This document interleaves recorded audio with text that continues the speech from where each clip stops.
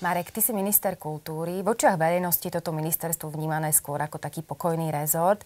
Mňa by ale zaujímalo, v akom stave si našiel ty tvoje ministerstvo pred viac ako 3,5 rokom. No však by som mal byť len mierny, tak ministerstvo kultúry som našiel v stave hlbokého spánku a veľkých restov.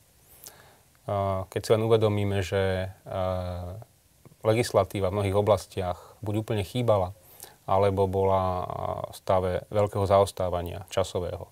Mám na mysli oblasť pamiatkovú, oblasť tlačového zákona, oblasť tradičnej kultúry, digitálneho vysielania. Takisto mnohé významné budovy z hľadiska kultúry, aj pamiatkového, aj funkčného, som našiel v stave takmer havarínom. Nedokončené Slovenské národné divadlo. Slovenský film balansujúci na hranici prežitia alebo zániku. Úplne opustená tradičná kultúra. Možno aj z hľadiska symbolického, ale aj vecného prerušená tradícia festivalu vo Východnej. Čiže veľké resty. A toto nehovorím preto, že by som chcel povedať, že všetko bolo zlé. Ale naozaj prvé roky môjho pôsobenia sme sa museli sústrediť práve na dobiehanie týchto restov a na to, čo v rezorte chýbalo. Marek, ministerstvo pod tvojím vedením pripravilo a presadilo viacero zmien, napríklad novelu tlačového zákona, jazykového zákona. Po dlhých rokoch sa dostávala nová budova Slovenského národného divadla. Zmenil si financovanie verejnoprávnych médií. Čo považuješ za najväčší úspech svojho ministrovania? No, niektoré veci si už zmienila vo svojej otázke, ale ak by som mal ja povedať, nemôžem sa obmedziť na jednu vec. Musím menovať viacero vecí. Určite aj z hľadiska symbolického, ale aj z hľadiska významu. Jedna z prvých vecí, ktorá zarezonovala pozitívne, bolo dokončenie Slovenského národného divadla. Tento príbeh sa ťahal niekoľko desaťročí a nebola jednoduchá ani táto záverečná etapa. V podobnej oblasti sme rekonštruovali štátnu operu v Banskej Bystrici a som veľmi rád, že minulý rok sme začali aj s rekonštrukciou Reduty, budovy Slovenskej filharmonie, pretože to takisto, tento zámer je už vyše 10 rokov starý, takže som v tomto zmysle veľmi spokojný. Spokojný som aj s tým, ako sme transformovali tlačovú agentúru Slovenskej republiky, aj s tým, ako funguje, pretože na začiatku môjho pôsobenia sa topila v mnohých problémoch. Myslím si, že dá sa hovoriť o veľkom úspechu a som na to hrdý, že sa zriadil audiovizuálny fond, inštitúcia, ktorá významne prispeje k rozvoju slovenskej kinematografie. Ale podarili sa nám aj, myslím, také v úvodzovkách drobnosti. Presadili sme zníženie DPH na knihy. Obnovili sme festival vo Východnej. Dobehli sme zaostávanie, už som spomínal, v legislatíve. Určite je veľmi významné, že sme vypracovali, presadili celý balík pamiatkových zákonov, takisto zákon o digitálnom vysielaní, autorský zákon, audiovizuálny zákon.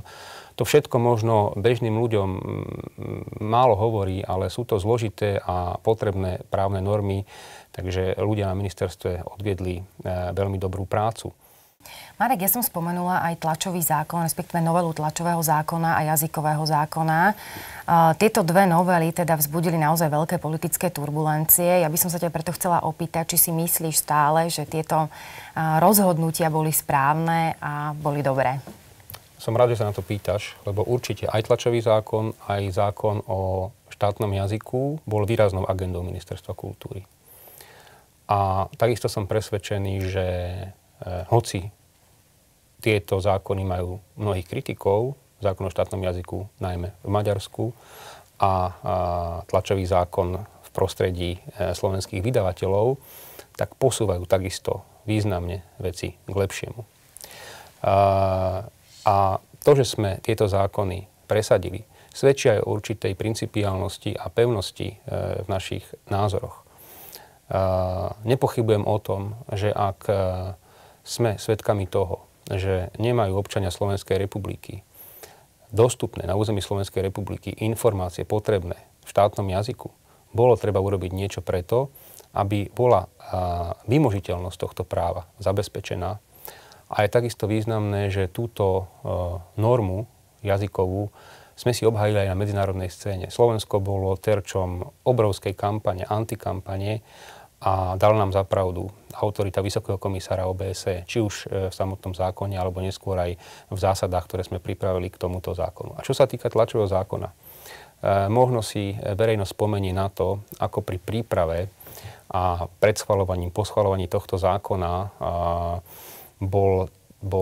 boli sme obviňovaní, že nastane úplný rozvrat v tlačových médiách, že budú zaplavené sťažnosťami, že nebude možná investigatíva. Prešlo už teda niekoľko, možno už aj pomaly rokov od toho, čo je zákon v platnosti. A verejnosť môže posúdiť, že tlačové médiá na Slovensku žiadnu slobodu nestratili, sú mimoriadne slobodné. Ale na druhej strane ja badám, že naozaj mnohí ľudia sa môžu domôcť aj opravy, aj odpovede. A to je služba čitateľom.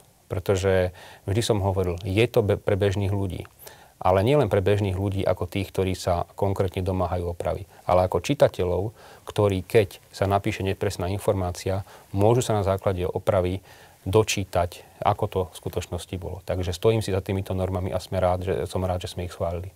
Je pravda, že v mnohých prípadoch napríklad tlačené médiá odmietajú žiadosti o opravu, aj teda žiadosti o odpoveď. Ja by som sa ťa chcela opýtať, aký je tvoj názor na stav médií na Slovensku dnes?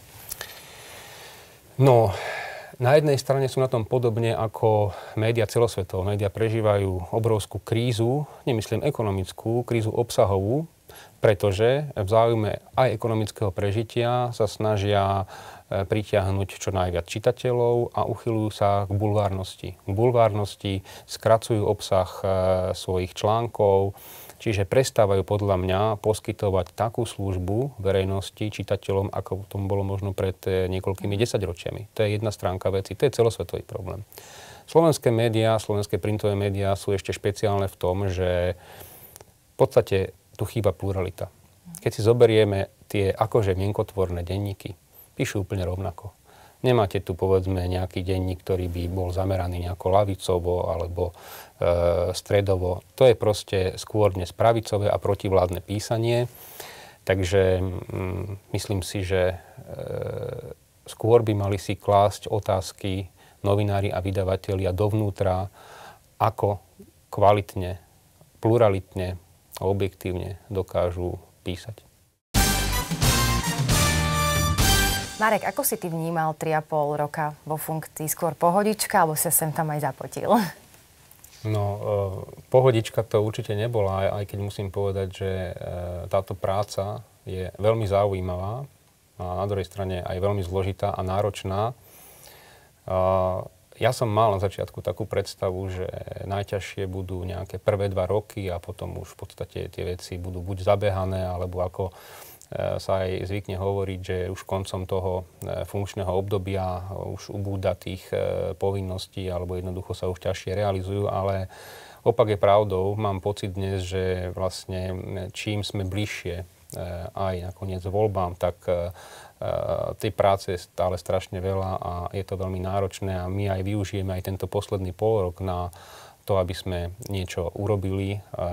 Napríklad poviem, že veľmi intenzívne pracujeme na projektoch čerpania prostriedkov zo štrukturálnych fondov, napríklad na obnovu pamiatok, alebo budujeme múzeum rusínskej kultúry, alebo múzeum holokaustu v Seredi. Čiže myslím si, že do posledného dňa to nie je pohodička, ale skôr sa potím. A teda nielen ja, ale aj celý okruh mojich spolupracovníkov a ľudí, ktorí pracujú aj v inštitúciách Ministerstva kultúry, lebo netreba zabúdať, že nejde len ministerstvo, ale vyše 30 dôležitých kultúrnych inštitúcií po celom Slovensku. Milí priatelia, hosťom v štúdiu dnes bol Marek Maďarič, minister kultúry Slovenskej republiky.